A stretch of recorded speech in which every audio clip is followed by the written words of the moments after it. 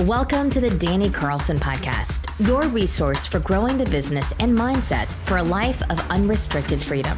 Now here's your host, online marketing acrobat, Danny Carlson.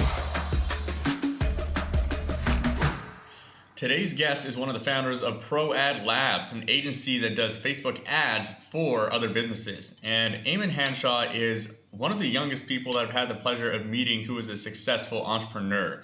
Pro Ad Labs is somewhere around 7 figures, and for a 21-year-old to have a 7-figure agency is pretty freaking awesome. And you don't get to be someone like that without being super obsessed with the craft, which Amon really is. And we're going to dive into that. But he's also really obsessed with personal development. Really rare for someone who's 21 years old. I remember when I was 21, I just wanted to go out and party my face off, get drunk and get laid and smoke cigarettes. I was a dumbass.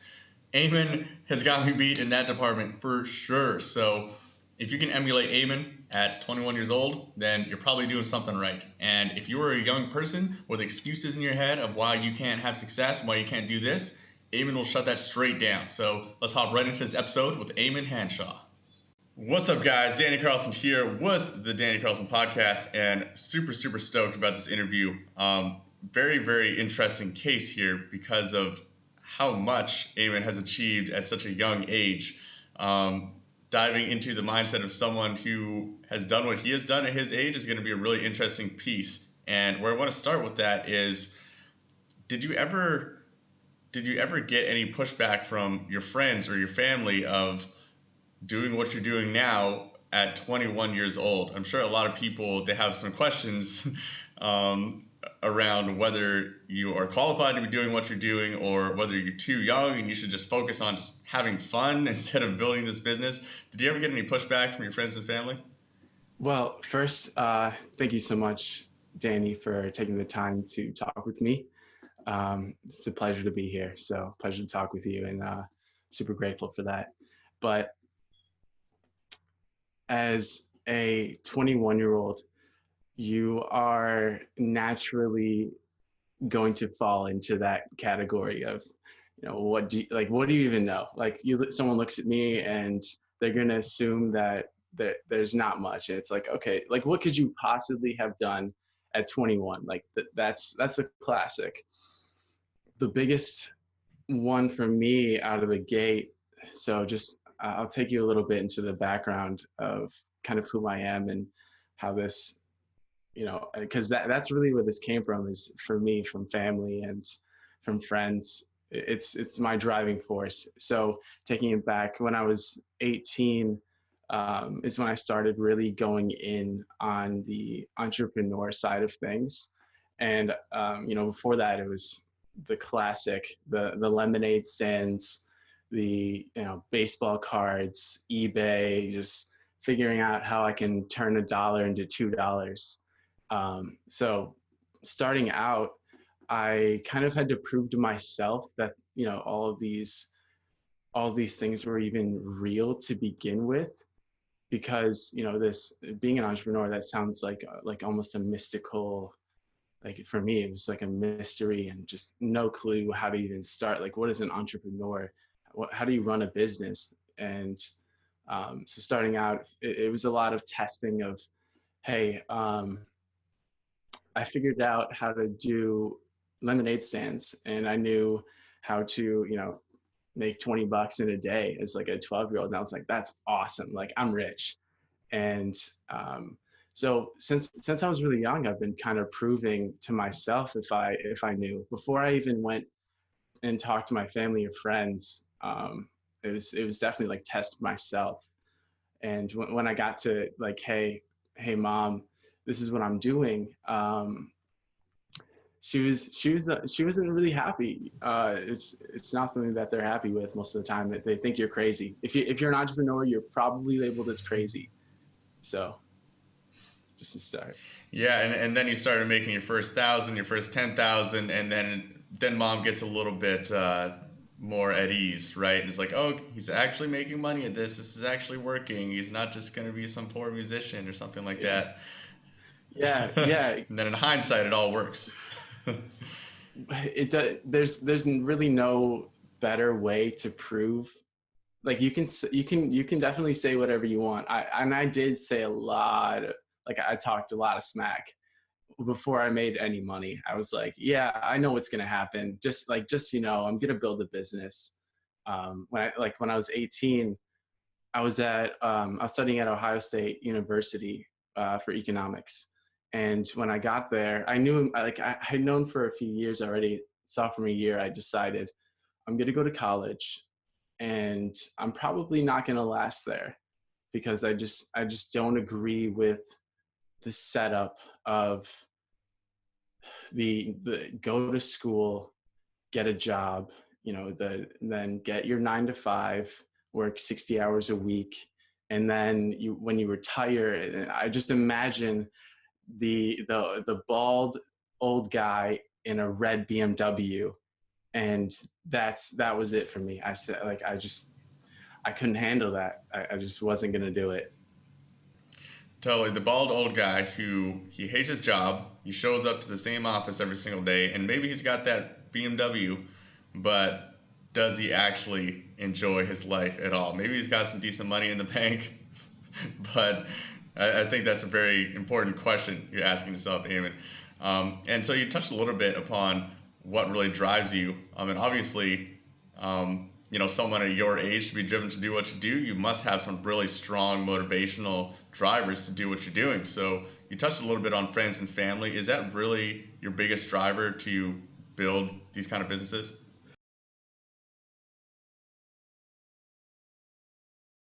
Yes, it is in one way.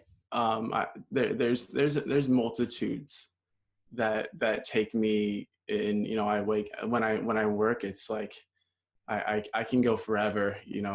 I work at levels and hours that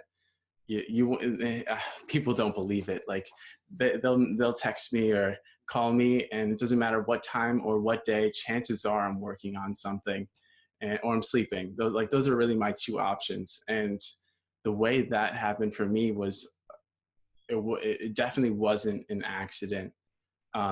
Starting out, so when I was 16. So actually, let me take it a little further back than that to give you some more context.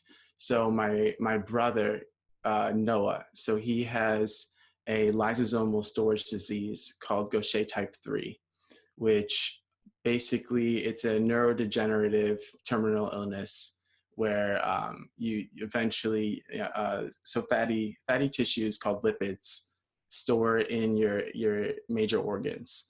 And eventually they go what's past your blood-brain barrier. So it's what kind of connects your body to your brain.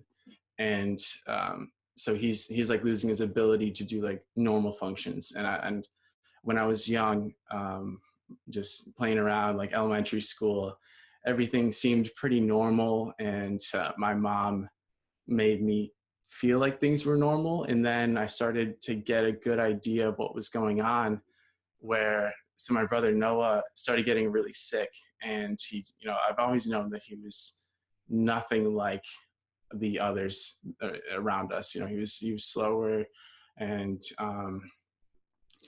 I either thought I was super smart or he was slow, and I wasn't super smart. So he ended up being like gradually getting much more sick. I'd find out that he has this illness, Gaucher. And since then, I just want to build something really big. Like before, cause his life expectancy is only maybe a year or two from even today.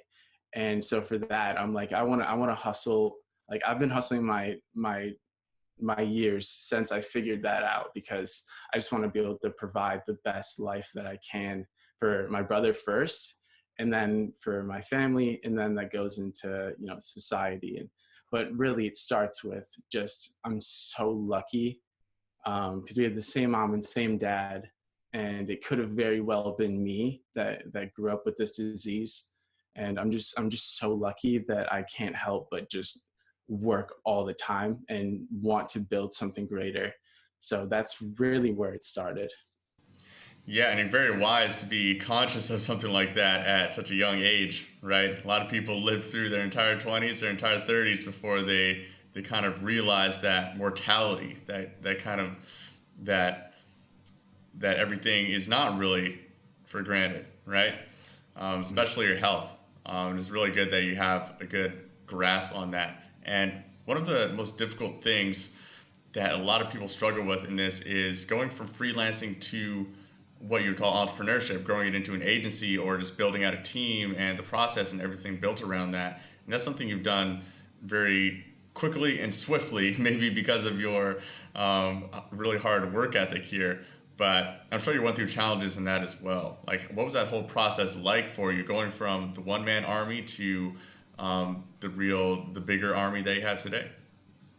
Yeah, well, to start, I personally started with the freelance. I think that happens to a majority of people. You begin as a freelancer and you're just doing one-off projects to kind of understand who you are and what you're good at, which that makes sense to me. I think that it's a great idea is to begin with a freelancing. I think you can easily scale that income to 10,000 a month. So first I was in the mindset to create what would be a valuable skill. So that started out as I wanted to learn media buying. And when I figured out that there was people way better than me, like I could go into a project and I could start, get a client and I could do pretty well, not as well as I've seen people crushing it, just like 1,000 ROI. And I'm like, well, hold on a second. Is this actually who I am? So I kind of shifted gears from that. And I did an internal analysis and I said like, okay, what am I actually good at? So my idea then was maybe I can just focus on those things, which happened to be communication. And I was good at connecting people and sales. And that led me to, okay, I'm not a technical guy, and I don't think I'll ever be a technical guy. And my search then was, how can I find someone that is that's going to fit the bill of that? Because to begin your team, of course you have to have, especially in the digital marketing world, there's a lot of moving parts. Like it's not easy to put these things together. But when you know what you're good at, which could be that you could be a technical guy, you could like analytics, you could like data, you could, be very good at understanding copywriting and how to sell and psychology. And then you need to find the people that will complement that to create something. So, when you're running a Facebook ad, for instance, there's, the copywriting, there's the actual creative side, and then there's the media buying. So you can't be good at everything. And once I figured out rather that, you can replicate your efforts at a higher scale just by involving other humans, it was a no-brainer to go out and search for the person that was, that would kind of click like a puzzle with me. And luckily I found that pretty quickly. So I think that's yeah. Do you think that everyone should scale out into an agency, or do you think that some maybe more technical people are better off just doing things themselves and just being a high-paid freelancer? I think that there's benefit to both, for sure. There's benefit to both. You can create a wonderful lifestyle of being a freelancer. If your goal is $10,000 a month and 20,000, 30,000, if that's what you really like and that's who you are, and there's no problem being just a freelancer, and you enjoy working and you do specifically what you say you're going to do and you're good at it, keep doing that. There's no limit to being very good at one thing. There's just not. So there's certainly a benefit to being a freelancer. However, for people like me, where you are inclined to connect people and you're inclined and you think that you are definitely an entrepreneur that wants to build a business, then your leverage is going to be people. And even if you are really good at media buying and you're an entrepreneur, I still recommend you find someone that's better than you at media buying and you start creating that infrastructure. It certainly makes a lot of sense. And so for you, you found that one person who he was the media buyer that was better than you, and did you make him your partner in the beginning, or how did that all work? Yeah. So actually, the story for this. So my first co-founder, George, he's from Romania, a place called Transylvania, which is the land of Dracula. And we had actually met through Upwork, starting out. And the reason that we came into contact was I had a client that was a financial advisor. It was for a pretty large firm. Specifically, this client needed more leads, to people to come into their business. And when I found out that I wanted to scale, I wanted to do more, yet I was spending 80 hours a week just fulfilling this side of, just this one client, it became a storm. A huge depression happened because I just couldn't do everything. I couldn't scale and fulfill clients. So naturally, I found someone through Upwork. I was just searching, who's the best, and if you vet someone properly on Upwork, there's also other good sites to find people. But this is how this happened. When we first started talking, I found out that he just knows way more than I could ever. He's way beyond my years in intelligence and experience. And when you're 21, it's very obvious. You just want to learn from someone that's already done everything everything that could go wrong. Someone's already done it and they'll tell you, so you don't have to do it. So that's kind of how that started. There involves a certain level of nurturing and relationship building to say hey, you're doing really well and you're a lot smarter than me. Come work with me. Come take a percentage with me and do this. Let's build something. So you do have to find people that align with your values if you plan on approaching someone and saying, hey, let's build something big. And you definitely want someone that has the same values and core ideas of what makes something, is that honesty and integrity and bringing results. So Yeah, and I love what you're saying here too, is that he has a completely different skill set than you have. He is the expert media buyer and he knows more about that than you might ever know. And then your skill set is really connecting people and the sales and the marketing and everything like that. And what a lot of people don't think about is that not everyone has every skill set like this. And you as an entrepreneur, you actually add a lot of value by being that person who can put all the pieces together, who can create the systems and the processes to hold everything together and find the right people to put in the right places to operate that system. And sales aspect of it too. There's plenty of practitioners out there who are really, really good at their craft that they have no skill set to get their own clients. They don't even want to do that whole stuff. They hate sales and it makes them feel icky. And for people like you coming in here and creating that's actually a very valuable position to be the entrepreneur to create an agency like that, right? Definitely. I really think, so where that kind of falls into is specifically leverage, right? So when you're building something, you have three kinds of leverage, and that's labor leverage, and then capital leverage, and product leverage. So if you take a look at something let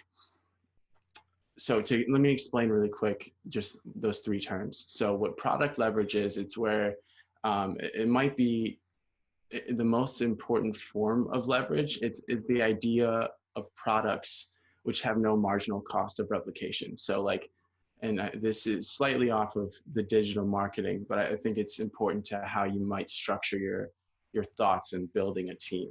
So when you are approaching someone and let's take it back 30 to 40 years ago. If you wanted to get in front of other people, you would have had to get on TV. If you wanted to get in front of a lot of people and get in contact with someone in particular to make something happen, you either had to know them locally, drive to them, or get on TV. And now, we have something really wonderful such as the internet. And as you can see with Danny, thanks to the internet, anyone can launch a podcast. and you can start connecting with people that know more than you, that can fit your business, that can, so that's the media-based product leverage, like thinking Joe Rogan, thinking PewDiePie.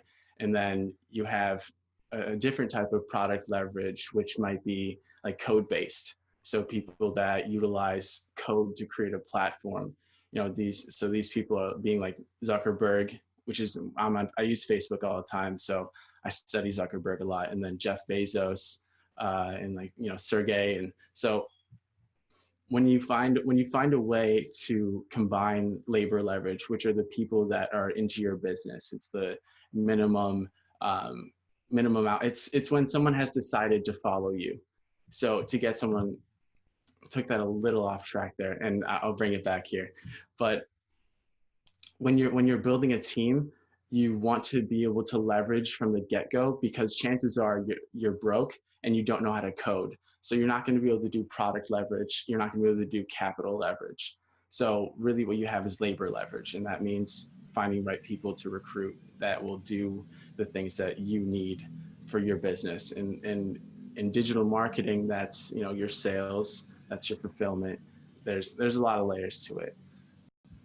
Yeah, I really love what you said too about you probably don't have capital leverage to start, right? And that was certainly true of myself starting the agency, and why I think the agency model is the best first business for people is because you are using the leverage of your own time and effort and other people, instead of having to go get a loan for $20,000, $30,000 to go start this business. Or, I mean, most businesses, you're going to have to get a loan for a much larger amount than that.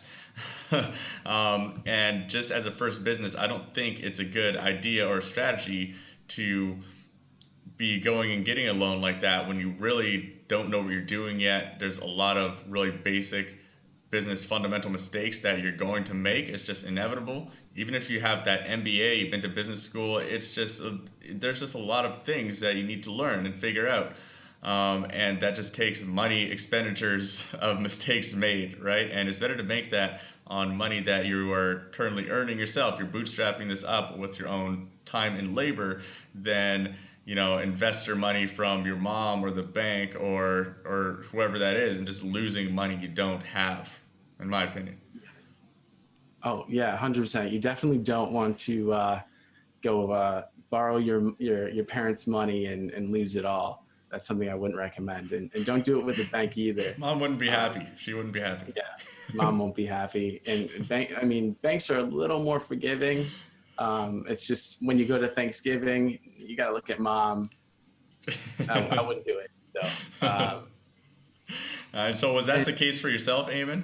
You starting off with like your own bootstrapped, you're putting in your time and stuff instead of taking out a bunch of capital and trying to leverage that? 100%.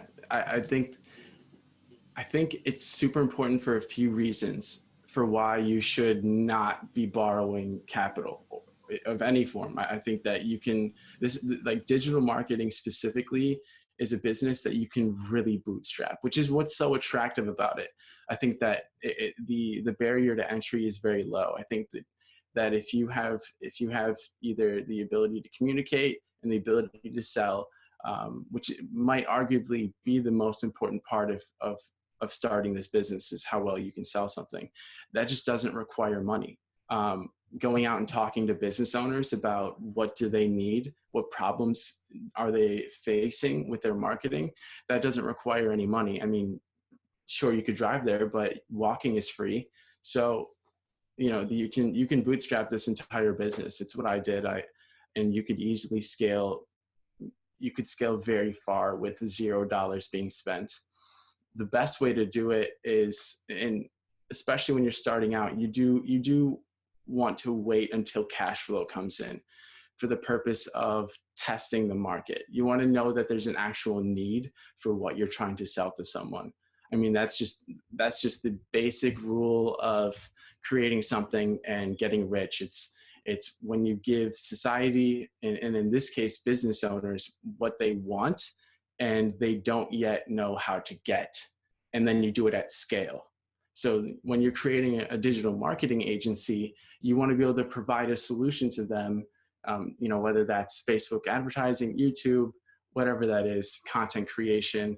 You want to be able to provide them a service at scale, but test it first.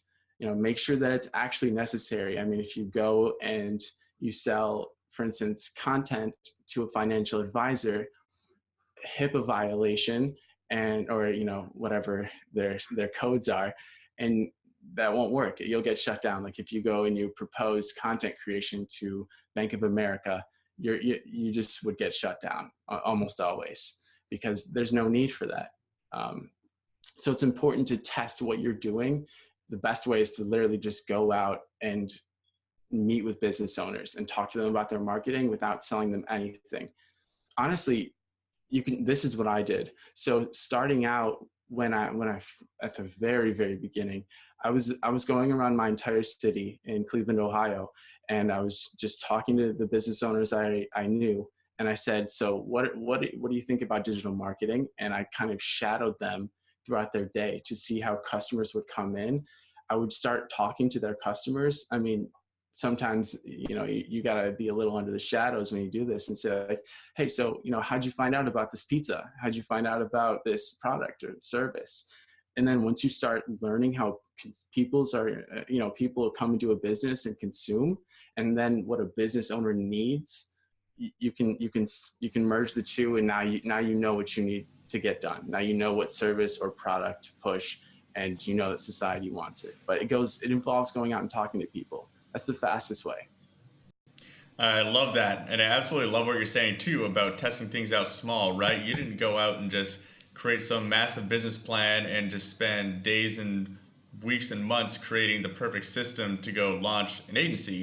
You went out and you found a specific niche, specific business that needed some help with their marketing, and you figured out specifically what kind of product you could create for them that would boost their marketing, that would get them more business, right? And then you went and you tested your theory.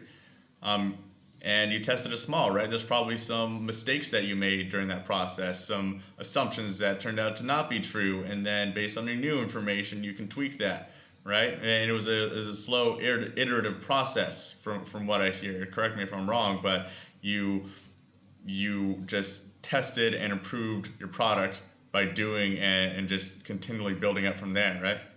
Yeah, Danny, that's 100% correct. I figured out that, so if you have an industry that you particularly enjoy, and a way to even analyze where you might want to start is look at your YouTube history, look at your Google history, and see what you spend your time on. What do you spend your time looking at or reading on? And where do you because that's what you're voting with, and your limbic system might not be able to say, here's what I'm good at.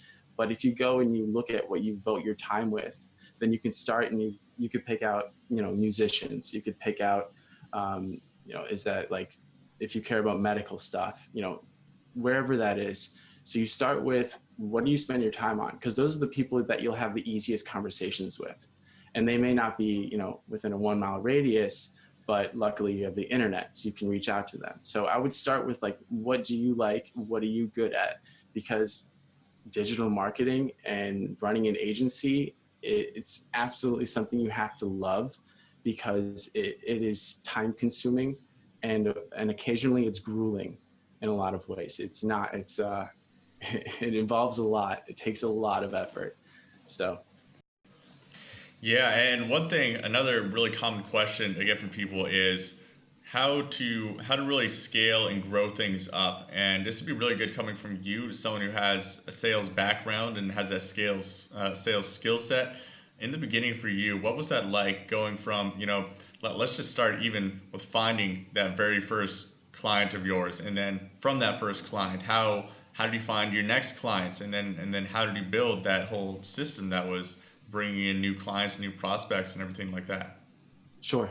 Yeah. So getting my first client, originally I was freelancing on Upwork.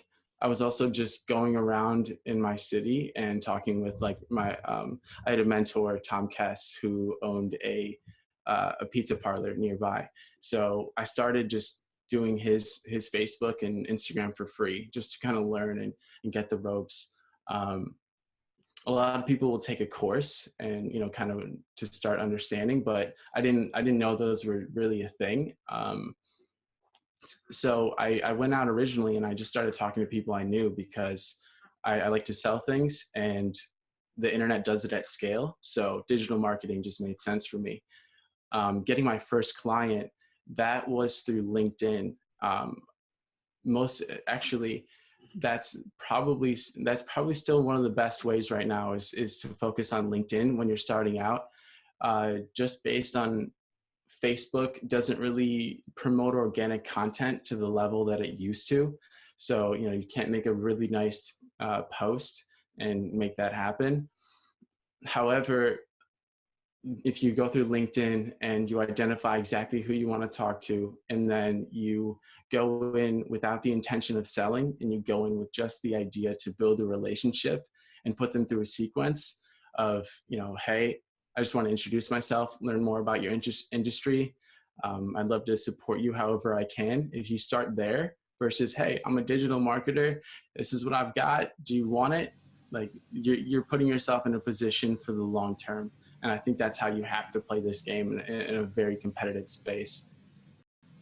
Yeah, so just to recap your strategy there, you are putting out content. You're talking about like posts on LinkedIn and LinkedIn articles and posting in LinkedIn groups and stuff like that, posting from a place of value so that later down the road when you do have something to offer, then these people are going to be more warmed up to what you have to offer. Precisely. Yeah. So there's definitely a few strategies to acquire a customer.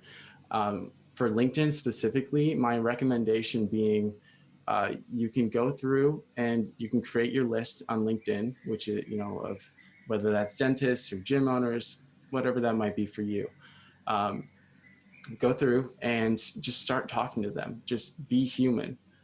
Especially on a platform like LinkedIn, authenticity is, and it's such a cliche word, but it's very true. Like just being real, who you are without selling, because people love to buy things. They just don't like to be sold. And when you go into these platforms, no matter what you're doing, if you just give value and you look like, for instance, here's a real example. I got a client through going to their profile, and I just I made a Loom video where I recorded going through and auditing all parts of their LinkedIn, and then I audited all parts of their website, and I sent it as a message, and I said, hey, here's something I thought would be valuable for you. They want to get on a phone call, and next thing you know, they're a client. Because if you just go in and you don't expect to sell them, you've no expectation that they'll be anything but a friend, then chances are you're putting yourself in a good position. Yeah, and in that message, you send them the Loom video. You didn't follow it up with, "Hey, if you want to purchase services with us, here's the link to go buy our shit." Right? You just sent them that with no expectation of return, and they chase you down for it, by the sounds of it. Yeah. Well, I would recommend following that up with the call to action. Like, hey, here's something I thought you'd find valuable. I'd love to get 5 minutes to get your thoughts on it. And then you have a conversation, which could be, hey, here's what I do. I do customer acquisition for real estate agents. Oh, sweet. Do you have any questions on the video? And then you could take that and funnel. Now you can talk about what you do. But I wouldn't begin at any point with, here's my services. You don't want to open up with that. Marketers have got a really bad name in 2019. So you just have to be social. Yeah, no, absolutely makes sense. And then let's talk maybe on the current level of where your agency's at. Like, are there any kind of systems that you have in place now that I don't know, maybe you're going out and creating these videos on a daily basis for people, or like, is there some kind of system? Do you have content that brings in new leads consistently, or is it really on a case by case basis? Yeah, I think that, well, of course we have a sales process. What that looks like is most of my guys, they all use LinkedIn. Even though we end up selling them Facebook advertising, that I think LinkedIn is such a fantastic place. And it's a great way. Like you can literally scale to 100,000 a month using just LinkedIn, and that costs you nothing. So starting there, that's where I would go. Is I would begin with LinkedIn, and I would also maybe include Facebook and LinkedIn groups. There's a lot of power in that. Once you start developing case studies and you really know what you're talking about, you can go into these groups and say like, hey, check out this case study. They'll come your way. That's beautiful. I love it too. Especially love what you're saying because they are free acquisition methods that don't require you to go build some expensive funnel and run a bunch of expensive traffic through said funnel and hope that it works. It is organic and you are just acquiring customers for free, which means your profit margins are going to be bigger. Precisely. Yeah. Well, with the digital agency, I mean, you run on cash flow. Like that's obviously life and blood. If you're not making money, you're sinking. And so if you, especially, and that goes back to what we were talking about, Danny, which is you can bootstrap this whole thing. LinkedIn is free. Facebook is free. So, spending money on ads and spending money to create your funnel and all that, it's simply not necessary. You can scale to 100,000 a month without any of those things. I do recommend both. I'm not saying don't do your funnel. I do recommend you get to the funnel stage and you can easily scale 100% do it. But if we're talking about people starting out, it's very simple. LinkedIn, Facebook groups, LinkedIn groups. If you own them, bonus points. However, there's plenty that are already made that have hundreds of thousands of people in them that either know someone that's probably your ideal client or they are your ideal client. Well, I love it, Amon. Well, we got to wrap this one up here, but this has been very, very interesting insight into the life of a 21-year-old killer such as yourself here. I just want to finish things off with just the open-ended question of, if someone was listening to this and they want to go down the path of building agencies such as you have built yourself, what kind of advice would you give to this person? Well, first off, I would say when you're building your agency, I would pick an industry to focus on where you are allowed to play long-term games with long-term people. For me, an obvious one is e-commerce. I think that there's a lot of room to enter into an e-commerce agency world and help people sell their products. So I would start with picking an industry that is long-term. That's the first place I would go. Second, for building your team, I would pick business partners that, and I would be very careful who you go when you sign that dotted line with. You want to pick business partners with high intelligence and energy, and above all, integrity, because in the marketing world, honesty is the game now. People that burn their clients, that happens 99% of the time. So I think integrity is going to be your biggest factor here. I would not partner with cynics or pessimists because those beliefs tend to be self-fulfilling. And then last thing that I would say is learn specific knowledge on your domain. What are you good at? And get very good at it. You want to have deep expertise on it. You don't want to, it's cool to know a lot of things. That's great for cocktail parties. But if you want to be good, if you want to build something to scale, you need specific knowledge. And then you need to be accountable. And like we were talking about earlier, which is to leverage. And that most of the time with digital marketing, that means leveraging people that know more than you. That is certainly sage advice. And if you're someone in that position looking to start your own shit, I would listen to that a couple times. Absolutely. And where can people reach out to you online if they want to learn more about you or reach out to you personally? Sure. Yeah. Well, I'm on Facebook and Instagram at Amon Hanshaw. You can just message me personally. If you have any questions about, digital marketing, building an agency, just go ahead and reach out to me. Say you're from Danny Carlson, the podcast, and I'll get right with you. So thanks again, Danny. Hell yeah. It's been great having you on here, Amon, and we thank you for that. It's going to be a great episode. And if you guys want to check out the show notes, head over to dannycarlson.co, and we'll have all the resources mentioned where you can reach out to Amon and learn more about what he's doing and all of the resources mentioned in this episode. So thank you for joining us, and Thank you, Amon. Sweet. Thanks, Danny. Take care. Thanks for joining us on the Danny Carlson podcast. For resources mentioned in this episode, visit dannycarlson.co.